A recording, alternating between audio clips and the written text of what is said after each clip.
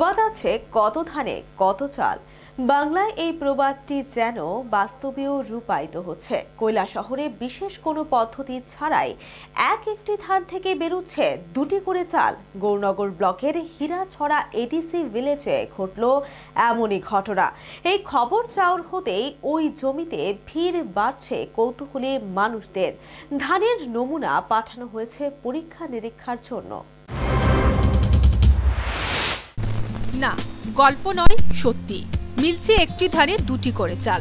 তবে অবাক করার বিষয় হলো তার জন্য প্রয়োগ করা হয়নি বিশেষ কোনো বৈজ্ঞানিক পদ্ধতি।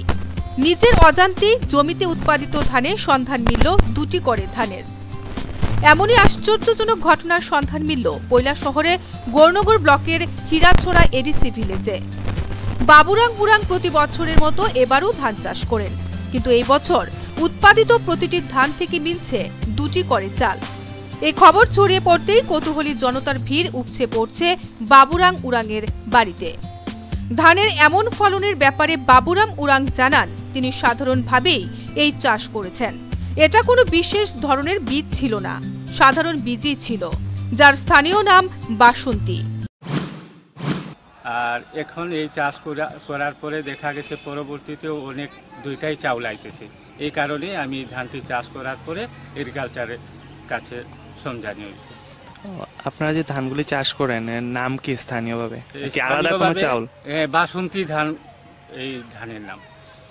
কি পরিমাণ চাষ করছেন এবার আপনি? এবার চাষ করছি, এত বেশি পরিমাণ বেশি হইছে না, কেজি থেকে 1.5 কেজি ধান পাওয়া গেছে একটা ছড়া থেকে। সবগুলি ধানের মধ্যে কি দুটো করে চাল? সব ধানের মধ্যেই দুইটা চাল থাকে, এর অধিকও থাকে, 3টাও থাকে। তো আপনারা কি এই রকম আপনাদের গ্রামে বা যেখান থেকে ধানগুলি আনছেন এরকম কি আর হয়েছে কারোর সাথে? না, আর তো আমি শুনছি না, আর কোনো জায়গা দেখছিও না। এই ধানটি প্রথম এবার পাওয়া গেছে। আর বাবুরাং উরাংয়ের জমিতে এমন ব্যতিক্রমী ধান উৎপাদনের ব্যাপারে ঊনকোটি জেলার কৃষি আধিকারিক বিজন শর্মা বলেন, এবার প্রথম এইরকম চাল দপ্তরের নজরে আসলো। ধানগুলোকে পরীক্ষার জন্য পাঠানো হবে বলে জানান তিনি। কৈলাসহর মহকুমার হীরাছড়া গ্রামে একজন কৃষক বাবুলাল উরাং, উনি নর্মালি প্রতি বছরই আমন ধান চাষ করেন।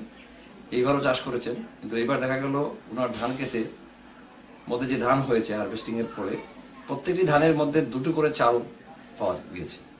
উনি প্রথমে সেটা লক্ষ্য করেন এবং একটু ভীত সন্তুষ্ট হয়ে যান। তারপর উনি আমাদের এগ্রিকালচার ডেপুটি ডাইরেক্টর অফিসে সেই ধান বীজ সহ আসেন। তো আমরা দেখতে পাই যে ওনার ধান বীজের মধ্যে প্রতিটি ধানের মধ্যে দুটি করে চাল আছে। জাত সম্পর্কে ধানের উনি ঠিক বলতে পারেননি, সম্ভবত উনি বলেছেন যেটা বাসন্তী নামে কোনো একটা স্থানীয় জাতের ধানের জাত। তো আমরা সেই বীজ সংগ্রহ করেছি ওনার কাছ থেকে।